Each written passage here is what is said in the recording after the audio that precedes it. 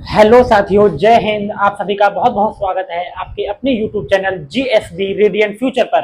रोजाना की तरह मैं अयूब एम खान आपके लिए फिर हाजिर हुआ हूं, लेकर एक बहुत शानदार मुद्दा, एक बहुत शानदार विषय पर। आज हमारी क्लास होने जा रही है चुनावी बॉन्ड। जी हाँ साथियों, चुनावी बॉन्ड पिछले 2-4 दिन से भारत की राजनीति का केंद्र बिंदु होकर रह गए हैं चुनावी बॉन्ड।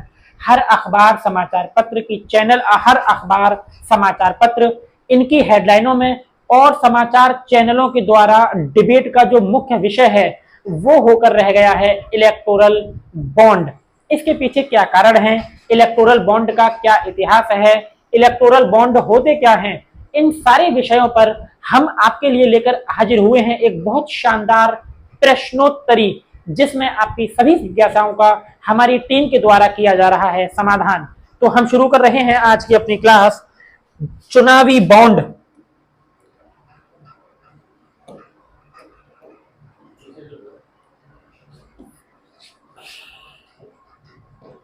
आज हमारी क्लास का जो मुख्य बिंदु है ये है चुनावी बॉन्ड।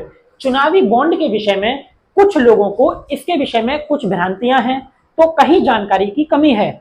कहीं पर चुनावी बॉन्ड के विषय में न्यूज चैनलों के माध्यम से कुछ बताया गया है, तो कहीं समाचार पत्रों के माध्यम से कुछ बताया गया है। इस संबंध में सुप्रीम कोर्ट के द्वारा जो अभी चुनावी बॉन्ड को रद्द करने की घोषणा की गई है, इसके बाद से चुनावी बॉन्ड एक महत्वपूर्ण विषय घोषित हो जाते हैं। इन्हीं समस्याओं के, इन्हीं जिज्ञासाओं के समाधान के लिए आज की हम शुरू कर रहे हैं आज की क्लास। ये इलेक्टोरल बॉन्ड आपकी जो समस्याएं हमारे पास आई हैं, जिज्ञासाएं आई हैं, उनमें सबसे पहला ये है कि ये चुनावी बॉन्ड या इलेक्टोरल बॉन्ड आफ्टर ऑल होता क्या है। चुनावी बॉन्ड से हमारा मतलब क्या है, चुनावी बॉन्ड का क्या यूज होता है, चुनावी बॉन्ड को कौन खरीदता है। इसी प्रकार से इन सारे सवालों के यहाँ जवाब आपको प्रस्तुत किए जा रहे हैं। सबसे पहले इलेक्टोरल बॉन्ड राजनीतिक दलों को चंदा देने का एक वित्तीय जरिया है। जितनी भी पॉलिटिकल पार्टी हैं, जिन्हें जब उन पार्टियों को चंदा देना होता है, तो इन पार्टियों को चंदा देने का जो जरिया है, जो साधन है, उसे हमारे यहाँ कहा गया है इलेक्टोरल बॉन्ड। ये एक प्रकार का वचन पत्र की तरह होता है, जिसे भारत का कोई भी नागरिक या कंपनी केवल और केवल भारतीय स्टेट बैंक ऑफ इंडिया की चुनिंदा शाखाओं से इलेक्टोरल बॉन्ड खरीद सकता है। यानी कि कहने का मतलब हमारा ये है कि ये जो चुनावी बॉन्ड है, ये राजनीतिक दलों को चंदा देने का एक तरीका है, एक जरिया है, एक प्रकार है। अब ये कैसे चंदा दिया जाएगा, भारत गणराज्य का कोई भी नागरिक केवल और केवल भारतीय स्टेट बैंक से उस पार्टी के नाम एक बॉन्ड खरीदकर उस पार्टी को दे सकता है। आगे हमारे पास आपकी जिज्ञासाओं में अगला जो क्रम आया है वो ये है कि इलेक्टोरल बॉन्ड के विषय में थोड़ा सा बताइए।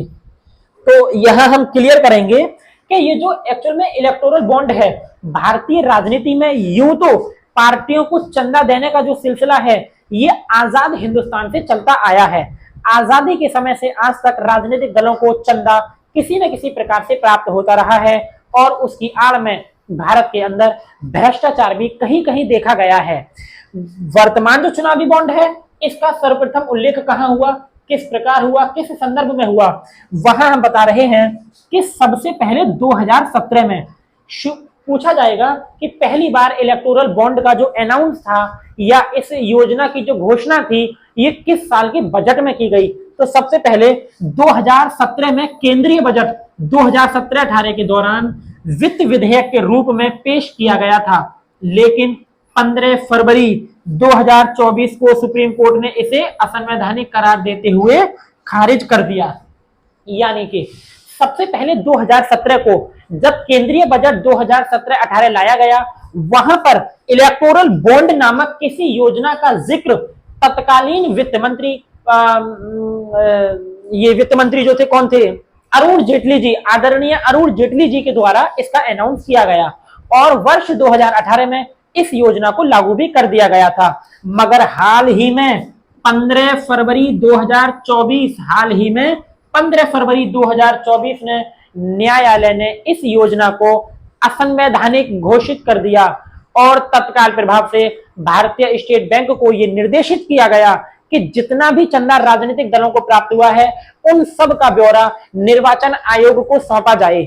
यही 3-4 दिन से निर्वाचन आयोग और सुप्रीम कोर्ट के मध्य, राजनीतिक दलों और निर्वाचन आयोग के मध्य, सरकार और न्यायपालिका के मध्य एक विवाद की स्थिति बनी हुई थी।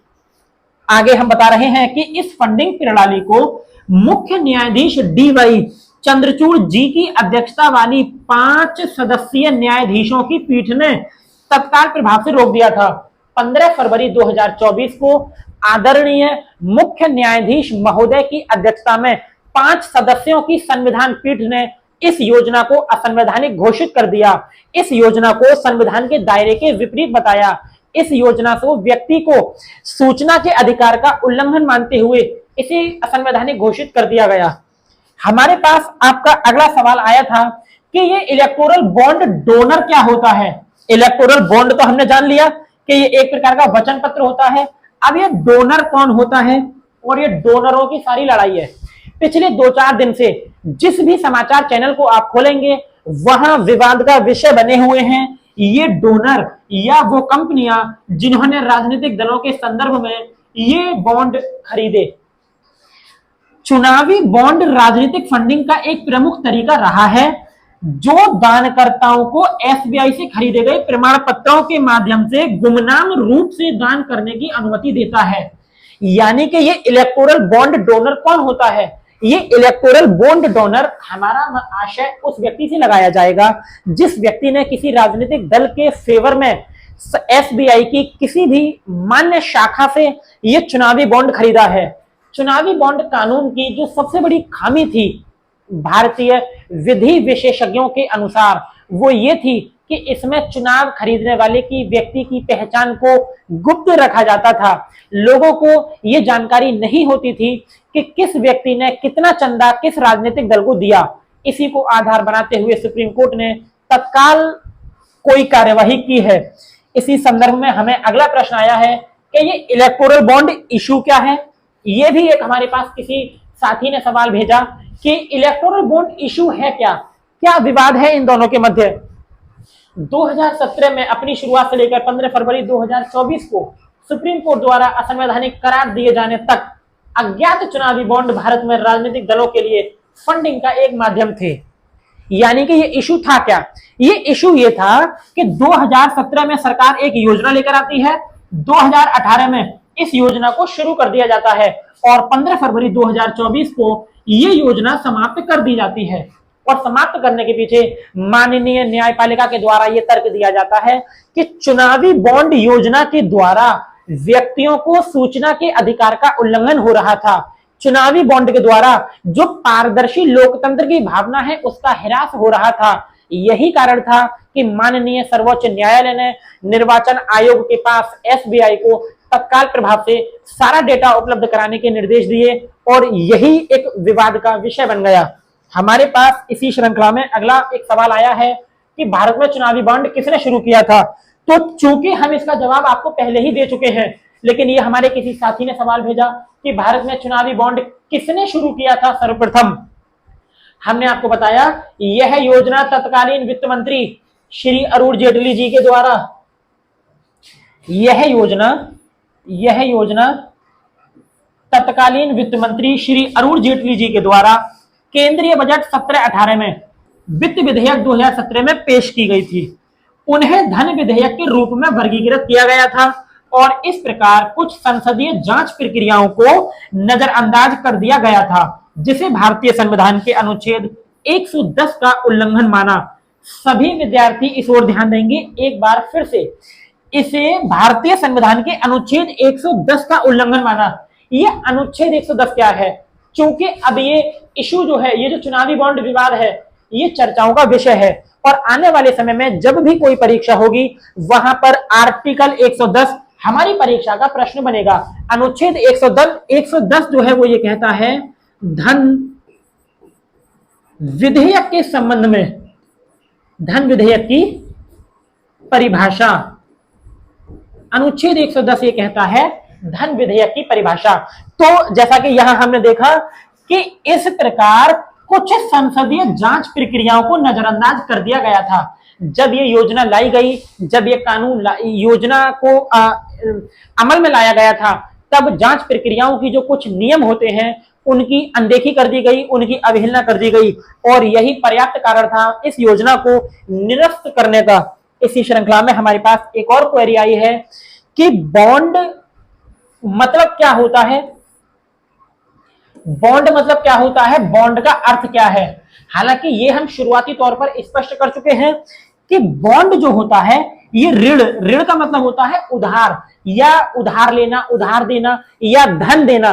तो हम उधार शब्द की जगह यहां धन शब्द का प्रयोग करेंगे। बॉन्ड से आशय ऋण उपकरण है जिससे कॉरपोरेट्स और सरकार जैसी विभिन्न संस्थाओं को बाजार से धन जुटाने की इजाजत मिल जाती है। जब राजनीतिक दलों को धन जुटाना होता है या कंपनियों को धन मार्केट से जुटाने का प्रयास करना होता है, तब वे लोग बॉन्ड का प्रयोग करते हैं। ये बॉन्ड मार्केट से या बाजार से तरलता को इकट्ठा करने का एक, या वहां तरलता पहुंचाने का एक सुगम जरिया है, और इस विषय पर धन जुटाने की जो इजाजत मिलती है वो इसी बॉन्ड के माध्यम से प्राप्त होती है।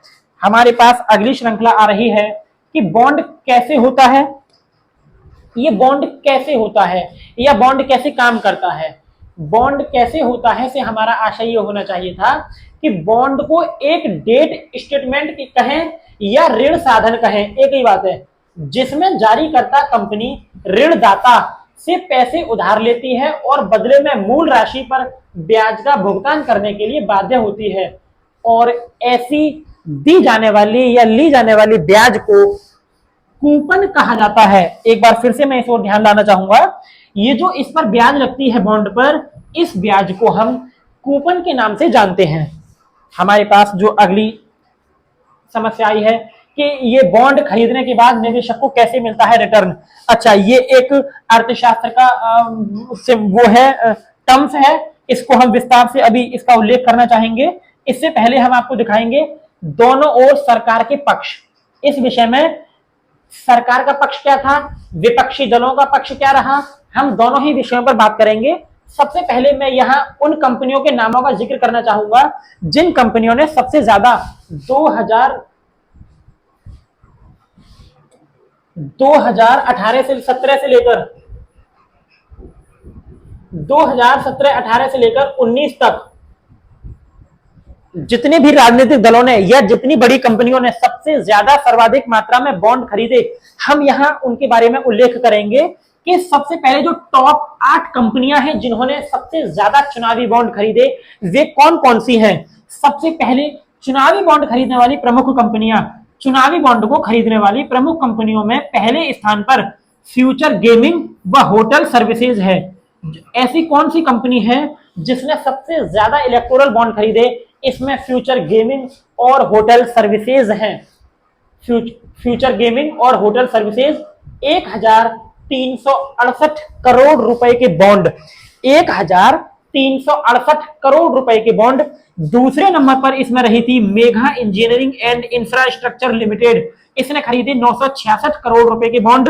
तीसरे नंबर पर थी quick supply chain private limited, ये खरीदी है 410 करोड़ रुपए की बॉन्ड। और चौथे नंबर पर है वेदांता लिमिटेड 400 करोड़ की बॉन्ड। पांचवें पर है हल्दिया एनर्जी लिमिटेड 377 करोड़ की बॉन्ड। छठे नंबर पर है भारतीय ग्रुप 247 करोड़ के बॉन्ड। सातवें नंबर पर है SL mining and industry limited 224 crore के बॉन्ड। और आठवें नंबर पर है वेस्टर्न यूपी पावर 220 करोड़ रुपए की बॉन्ड। तो जितने भी यूपी के छात्र छात्राएं हैं जो यूपी पुलिस या आने वाली किसी भी परीक्षा की तैयारी कर रहे हैं, उनको एक तो शुरुआत के 3 नाम, पहला, दूसरा, तीसरा, इन तीनों के नाम और एक अपनी वेस्टर्न यूपी पावर का नाम, ये सभी को याद रहना चाहिए।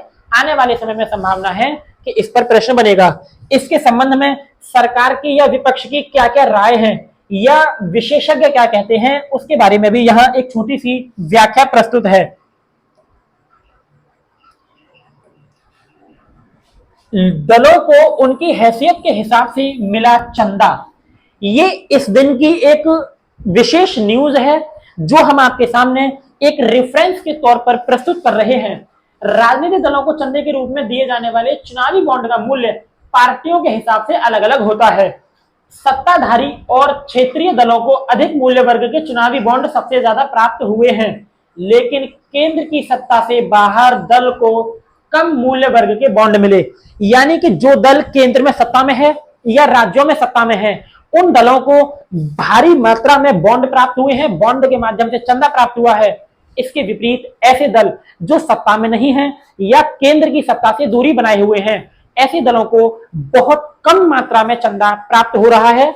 निर्वाचन आयोग के द्वारा गुरुवार को जारी किए गए आंकड़ों के मुताबिक भारतीय जनता पार्टी को चुनावी बॉन्ड के माध्यम से चंदे के रूप में 6060 करोड़ रुपया मिला। देश की सबसे बड़ी और वर्तमान सत्ता पार्टी बीजेपी को 6060 करोड़ रुपया चंदे के तौर पर प्राप्त हुआ है। ये एक डाटा है और बहुत ऑथेंटिक डाटा है। विशेष यह है कि इस चंदे में सबसे अधिक धनराशि बड़े मूल्य वर्ग के बॉन्ड हाल के प्रत्येक वर्ष में 1 करोड़ रुपए के माध्यम से आई। वर्ष 2019 में जहां चंदे की इस धनराशि का 52% बड़े मूल्य वर्ग के चुनावी बॉन्ड से आया था, वर्ष 2024 में यह आंकड़ा बढ़कर 90.9% हो गया। यानी कि कुल जितना जो बॉन्ड है राजनीतिक दलों को प्राप्त हो रहा है, किसी भी राजनीतिक दल को, उसका 90% जो हिस्सा है वो बड़ी धनराशि वाले बॉन्डों से प्राप्त हुआ है। क्षेत्रीय दलों को मिले चंदे का रुझान भी इस तरह दिखता है। इन दलों को 2019 में 522 करोड़ रुपए चंदे के रूप में मिले थे। इनमें से उच्च मूल्य वर्ग के चुनावी बॉन्ड से आई रकम का हिस्सा मात्र 26% रहा, मात्र 26% रहा। और इसके बाद में थोड़ा सा और डेटा दिया गया है, आप इसे स्किप करके देख सकते हैं। यह है चंदे की, भाजपा को मिले चंदे की रकम। क्योंकि वर्तमान में जो सत्ता पार्टी है उसके विषय में थोड़ा सा ज्यादा यहां प्रकाश डाला गया है। तो 2019 में 52 पॉइंट जो चंदा है वो करोड़ के नोट के माध्यम से मिल रहा है। 2020 में ये 72 होता है, 21 में 70, 22 में 79 और 23 में 77। इस प्रकार से ये बड़ी धनराशि वाले बॉन्डों के माध्यम से चंदा प्राप्त हुआ है। इस बारे में हम आपको पक्ष और विपक्ष दोनों की राय से अवगत कराएंगे। ये है इस दिन की एक विशेष दोनों ही राजनीतिक दलों की, यानी कि सत्ता और विपक्ष दोनों की अपनी अपनी राय। सत्ता ये कहती है कि चुनावी बॉन्ड से सबक लेना होगा। ये भारत की वित्त मंत्री श्रीमती निर्मला सीतारमण जी का बयान है। इसके विपरीत अगर दूसरे खेमे की ओर देखें तो कांग्रेस ये कहती है कि आजादी के बाद सबसे बड़ा घोटाला चुनावी बॉन्ड का घोटाला है। दोनों के विषय में हालांकि बहस करने के लिए समाचार चैनलों के स्टूडियो और उनके डेस्क हमेशा से खुले रहे हैं और खुले रहेंगे इस विषय पर। अभी हम ये जो विवाद का विषय है इसे हम समस्त स्टूडेंट्स की राय पर छोड़ देते हैं कि वे इस विषय के संबंध में अपनी एक क्या राय बनाते हैं और इस विषय पर पढ़कर क्या एक नतीजा निकालते हैं। इसके बाद हम एक और आपको खबर से रूबरू करा दें कि बॉन्ड खरीदने के मामले में सबसे आगे कोलकाता की कंपनियां रही। ये जो कोलकाता में कंपनियां हैं, इन कंपनियों ने बॉन्डों को खरीदने में एक रिकॉर्ड कायम किया है। मैं यहां आपको एक डेटा से रूबरू कराऊंगा कि आंकड़ों से पता चलता है कि कुल 377 करोड़ रुपए के साथ हल्दिया एनर्जी लिमिटेड चौथी सबसे ज्यादा